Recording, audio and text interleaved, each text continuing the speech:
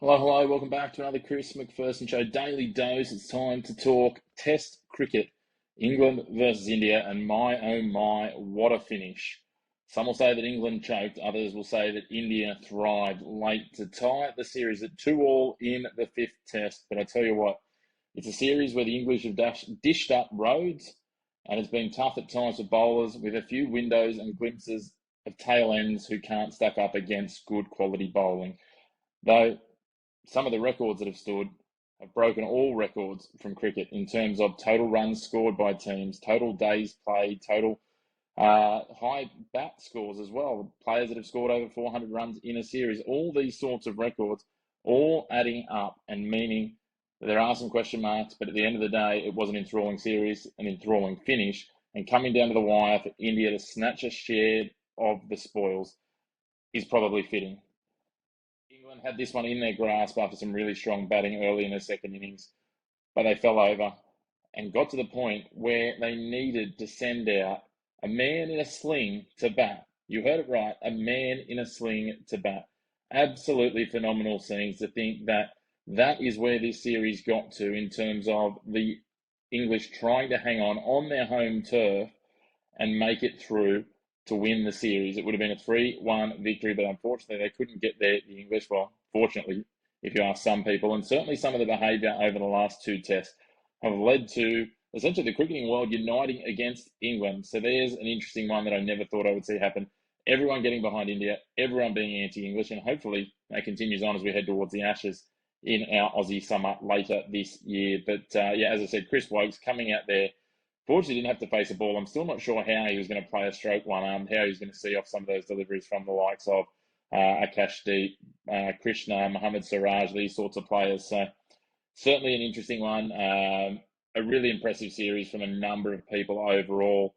I think, we can doff our caps to Shubman Gill, almost 800 runs, 754 runs. Joe Root, 537. KL Rahul, 532. They led the way. Mohammad Siraj, 23 wickets in the five tests. Josh Tongue was the best for the English. He took 19. It was certainly impressive in the least, I would suggest you'd say, from both sides. We saw plenty of injuries as well. We saw Jasprit Bumrah not play all the tests. We saw Ben Stokes not able to play the final test. It was a war of attrition in the end. And yeah, certainly an interesting piece, I guess, when we have a look at it and how it stacks up. But again, we had, I think, somewhere in the realm of 9 players scoring 400 or more. Gill, Root, Rahul, Jadeja, Brook, Pant, who didn't play the last test, Duckett, Smith, and Jaiswal, all 400 plus runs. So that is the most, as I said, in any test series in history to score 400 plus runs. Some of the averages absolutely through the roof. Gill averaging 75.4, Root 67, Jadeja 86 with some of those red ink knocks. I think he had 4 not outs from his 10 innings in the end, and has shown what a crucial part of that middle order and tail resilience he can be for the Indians as they look forward to going forward. And it does pose the question, though, from an Indian point of view, the tests that they didn't win were the ones that Jasprit Bumrah played. That makes you ask the question, is Jasprit Bumrah the best player in the Indian attack? On sheer raw numbers of his career, yes, he is. He played 3 tests in this series. He took 14 wickets at an average of 26. That wasn't the best that we've seen of him, but it's certainly very good bowling nonetheless. It's a really positive for him. But then when you have a look at Mohammad Siraj, 23 wickets at a higher average of nearly 32. But again, he bowled over 1,000 balls. He bowled just short of 200 overs, 185.3 overs.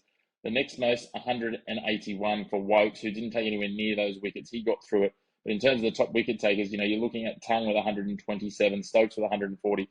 He is well clear of these players. Siraj is absolutely standing up for India. And you could argue the fact that Mohammad Siraj, when he takes the lead of the attack, is actually a more impactful bowler and steps up out of the shadow of Bumrah. Whereas when Bumrah's there, the team looks to rely on Jasprit and his wonderful career numbers. We know, when we have a look at him over his career, that he is one of the best historically and statistically in terms of bowling. It's a phenomenal test record that the man has. 219 wickets and an average just under 20. An economy rate of just over 2.75. It is absolutely huge. He's taken 5 wickets in an innings 15 times in 91 innings. That's once every 6 innings he takes a 5-for. He's also taken 7 4-wicket hauls. So basically, once every 4 innings that he bowls, he will take 4 or more wickets. That is some big numbers from him. Yet to take a 10-wicket haul in a match, though, interestingly enough, 9 for 86, 6 for 27 is best in an innings, but it is a phenomenal record. As I said, 219 wickets. If he can get himself healthy and stay healthy, then certainly he can get himself amongst the pantheon of best ever bowlers. But his health and his fragility are putting an asterisk on that. And it leads me to question, is Mohammad Siraj actually the leader that the Indian attack needs? The Indian attack looks better. They look more balanced. They look more settled when Siraj is leading. He bowled really well in this test series. Bumrah bowled well too in the opportunities that he had. But again, I think Siraj needs to take the mantle as the pace leader for this attack. As for the other side of the coin, the English, it's going to be interesting when it comes to the Ashes. They're going to come down here to Australia. It's a strong batting attack. Questionable bowling attack. I'm not quite sure their bowling attack's quite where they think it is. Tongue looks promising. Some of the others that we were starting to see, Atkinson, I'm impressed by him as well. He didn't get much of a chance. He only bowled in this last test, got a 5 for though, and certainly looks like he could be promising. But they're trying to balance on all of these players and keeping them fit. Is Stokes going to be the right option? Is Archer going to be able to get through these tests? What are they going to do on these Aussie surfaces, especially if they do harden out on a couple of the decks, like the likes of the Adelaide Oval? Admittedly, they'll play with the pink ball there, but it starts to be question marks. It starts to be, how fragile are these players? Can they consistently get them out there? Or do they need to pick a lineup that's going to be more consistent, more reliable, and bring them home? That's going to be the question. Lots of people are saying that after they couldn't hang on and choked here in the 5th test against India when they had it well within their grasp, losing 7 for 60 odd at the end of that second innings, that they're on the ropes. We know they'll step up for the Ashes, but their leading run scorer, the man who will more than likely become the leading run scorer in Test cricket within the next couple of years, Joe Root, yet to dominate on Australian soil. It is the last horizon for him. It's the last precipice for him to cross to be a star. We'll see if he can do it. But again, it's going to be a questioned Aussie batting lineup against a questioned English bowling lineup, a red-hot Aussie bowling lineup against a questioned English batting lineup. That says to me it should be reasonably evenly matched. The Aussies, they're going to have their bat off in the start of the Sheffield Shield. Can they find a solution at the top of the order? If they can, it's advantage Australia. That and the home conditions will give them a leg up. But if they can't, it's going to be very firmly in the balance, and it may be a series that finishes 2-1, 3-1, something like that. The Aussies are more likely to dish up pitches that are going to generate results. We've seen that in previous years where results have happened in 3 or less days. That's going to be what they're going to be focused on. They're going to have to play to their attack. It'll be interesting to see what they do go with. Obviously, Scott Boland waiting in the wings. We saw what he could do last time England were here. That wonderful bowling spell at the MCG, the one that inspired that wonderful catch cry from Mark Howard, build the man a statue. And I tell you what, some of the bowling we've seen from him in recent times certainly backs that up.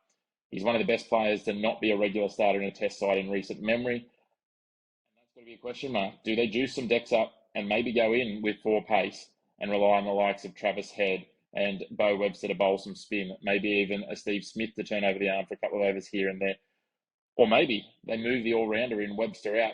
The slug from Snug might not get a run, and they play 4 pace bowlers and a spinner. We'll wait and see how it all works out. It's going to be an interesting one, that is for certain. Can't wait to see how it all shapes up when we get to the Ashes. It's still some months away. It's going to be big. It's not that far around the corner, but it leaves us asking, what do England do next? And for India, is Mohammad Siraj actually a better leader of the attack than Jasprit Bumrah? Let us know in the comments down below. Make sure to like and subscribe. We love it when we get your feedback. Get engaged down there. And we look forward to talking to you again soon with another Chris McPherson Show Daily Dose.